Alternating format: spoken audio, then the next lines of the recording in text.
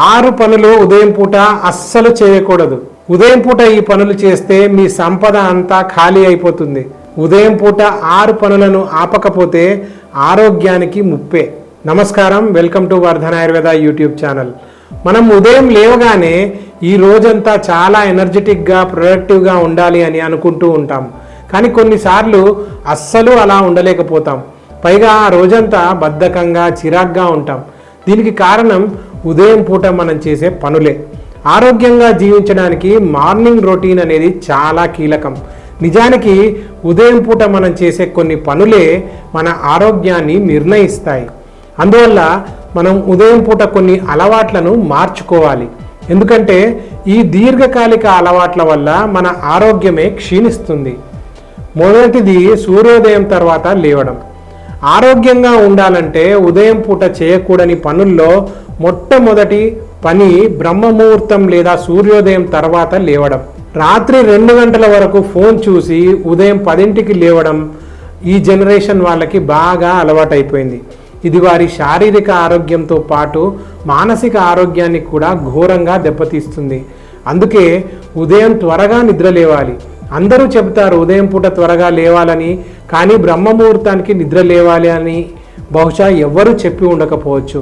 ముఖ్యంగా బ్రహ్మముహూర్తంలో నిద్ర లేవడం వలన కలిగే ప్రయోజనాలు అయితే ఎవ్వరికీ తెలిసి ఉండవు. అవేమిటో ఇప్పుడు నేను చెప్తాను. బ్రహ్మముహూర్తం సూర్యోదయానికి 1 గంటన్నర ముందు ప్రారంభమై 46 నిమిషాల పాటు ఉంటుంది. ఇది ఋతువులను బట్టి మారుతూ ఉంటుంది. సాధారణంగా అయితే ఇది 3:30 నుండి 5:30 లేదా 6 వరకు ఉంటుంది. ఈ సమయంలో నిద్ర లేవడం వల్ల రోగ నిరోధక శక్తి మెరుగుపడుతుంది. ఫలితంగా వ్యాధులను ఎదుర్కొనే సామర్థ్యం పెరుగుతుంది. అంతేకాకుండా ఎనర్జీ లెవెల్స్ కూడా పెరుగుతాయి. అందువల్ల రోజంతా ఎనర్జెటిక్గా ఉండవచ్చు. అలాగే రక్తంలోని pH సమతుల్యతలను కాపాడుకోవడానికి సహాయపడుతుంది. నొప్పి మరియు క్రాంప్స్ నుంచి కూడా ఉపశమనం కలిగిస్తుంది. ముఖ్యంగా ఖనిజాలు మరియు విటమిన్ల శోషణను మెరుగుపరుస్తుంది. ఈ సమయంలో నిద్ర లేవడం చాలా ఆరోగ్యకరమైనది. అయినప్పటికీ గర్భిణీ స్త్రీలు, చిన్నపిల్లలకి మరియు వృద్ధులకు వారి ఆరోగ్య పరిస్థితిని బట్టి కొన్నిసార్లు మంచిది కాకపోవచ్చు. రెండవది సెల్ ఫోన్ వినియోగం. మన దేశంలో 100% మందిలో దాదాపు 80% మందిలో ఉదయం లేవగానే ఈ పని చేస్తారు. కానీ ఇది ఆరోగ్యానికి చేసే ముప్పును ఎవ్వరూ పట్టించుకోరు. ఉదయం లేవగానే ఈ మధ్య ప్రతి ఒక్కరూ చేస్తున్న పని సెల్ ఫోన్ వాడడం. నిద్ర లేవగానే ఫోన్ని చెక్ చేయడం అనేది మీకు ఉత్సాహాన్ని కలిగించవచ్చు. పైగా ఇది మీ మార్నింగ్ రొటీన్లో ఒక భాగం కూడా కావచ్చు. కాకపోతే ఇది మిమ్మల్ని కోరుకున్నంత ఉత్పాదకత లేదా ప్రొడక్టివ్గా ఉండకపోవడానికి కారణం ఫోన్. ఉదయం లేవగానే నోటిఫికేషన్ చెక్ చేసుకుంటాము, అంతవరకు పర్వాలేదు. కానీ దాంతోపాటు సోషల్ మీడియా యాప్స్ను కూడా చూస్తుంటాము. అక్కడే మొదలవుతుంది సమస్య అంతా. స్మార్ట్ ఫోన్లు మీ ఏకాగ్రతను దెబ్బతీయడమే కాకుండా వ్యసనానికి కూడా కారణమవుతాయి. బహుశా మీరు దీన్ని నమ్మకపోవచ్చు, కానీ ఇదే అసలు నిజం. దీనికి పరిష్కారం ఏమిటంటే మీ ఫోన్లో స్క్రోల్ చేయడానికి బదులుగా ఒక మంచి పుస్తకాన్ని చదవండి లేదా పాడ్కాస్ట్ని వినండి. ఇటువంటి అలవాట్లు సెల్ ఫోన్కి అడిక్ట్ అవ్వడమే కాకుండా మిమ్మల్ని సంపన్నులను కూడా చేస్తాయి. అంటే హెల్త్ ఈజ్ వెల్త్ అంటారు కదా. మూడవది టీ, కాఫీ తాగడం. ఉదయం పూట చేయకూడని అత్యంత ప్రమాదకరమైన పని ఇప్పుడు చెప్పబోయేది. దయచేసి దీన్ని దృష్టిలో ఉంచుకొని ఇక మీదటనైనా ఇలా చేయకండి. చాలామందికి నిద్ర లేవగానే బెడ్ కాఫీ లేదా టీ తాగే అలవాటు ఉంటుంది. అందులోనూ పరిగడుపున తాగటం, ఖాళీ కడుపుతో అధిక కెఫైన్ పదార్థం ఉన్నటువంటి టీ, కాఫీలు తాగడం వల్ల గుండెల్లో మంట, కడుపుబ్బరం మరియు అల్సర్ వంటి సమస్యలు వస్తాయి. ఒకవేళ ఇదివరకే ఇటువంటి సమస్యలు ఉంటే అవి తీవ్రతరం అవుతాయి.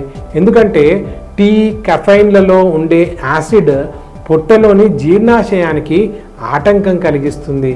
టీ, కాఫీకి బదులుగా కొన్ని రకాల హెర్బల్ టీస్ను తాగడం మంచిది.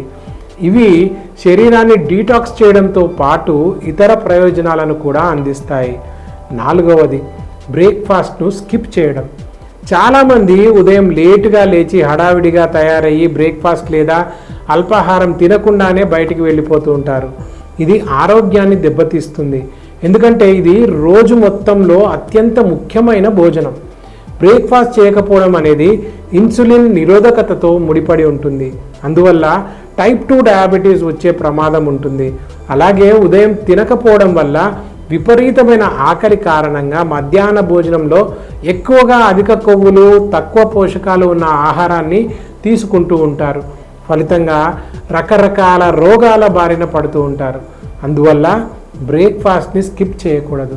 అలాగని బ్రేక్ఫాస్ట్లో అధిక కొవ్వులు, చక్కెరలు మరియు మసాలాలు ఉన్న ఆహారాలను తీసుకోకూడదు. గుడ్లు, ఓట్ మీల్స్, పళ్ళు, నట్స్, సీడ్స్ వంటి వాటిని తీసుకోవాలి. ఇవి రోజంతా ఎనర్జెటిక్గా ఉంచడమే కాకుండా ఆరోగ్యానికి కూడా మేలు చేస్తాయి. 5వది, నిద్ర లేవగానే బెడ్ మీద అలానే కూర్చోవడం. ఉదయం లేవగానే దాదాపు అందరూ చేసే పని చాలాసేపు బెడ్ మీద అలానే కూర్చోవడం. నిద్ర లేచిన తర్వాత గంటల తరబడి అలాగే కూర్చొని ఆఫీస్కి లేదా ఇంట్లో పనులకి టైం అవ్వగానే గబగబా లేచి రెడీ అయ్యి పనుల్లో మునిగిపోతూ ఉంటారు. రోజంతా పనిలో పడి రాత్రికి వచ్చి తిని పడుకుంటారు. ఇక శారీరక శ్రమ దేవుడెరుగును. అన్ని వేళలా నిశ్చలంగా ఉండటం వల్ల అనేక రకాల ఆరోగ్య సమస్యలకు గురయ్యే ప్రమాదం ఉంటుంది.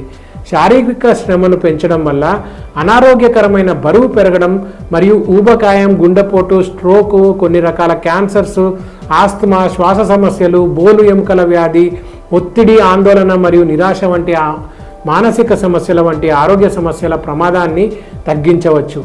ఆరోగ్యంగా ఉండటానికి ప్రతిరోజు కనీసం 30 నిమిషాల పరిమితమైన వ్యాయామాన్ని చేయడం లక్ష్యంగా పెట్టుకోండి. వ్యాయామంతో పాటు మెడిటేషన్, యోగా వంటి వాటిని అలవాటు చేసుకోవడం వల్ల మానసిక ఆరోగ్యం కూడా మెరుగుపడుతుంది.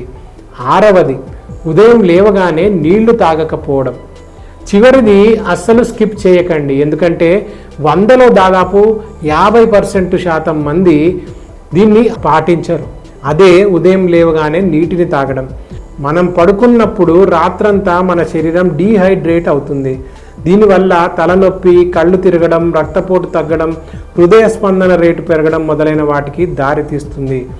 ఆరోగ్యంగా ఉండటానికి ఉదయం పూట కనీసం 1 నుండి 2 గ్లాసుల నీరు తీసుకోవడం మంచిది.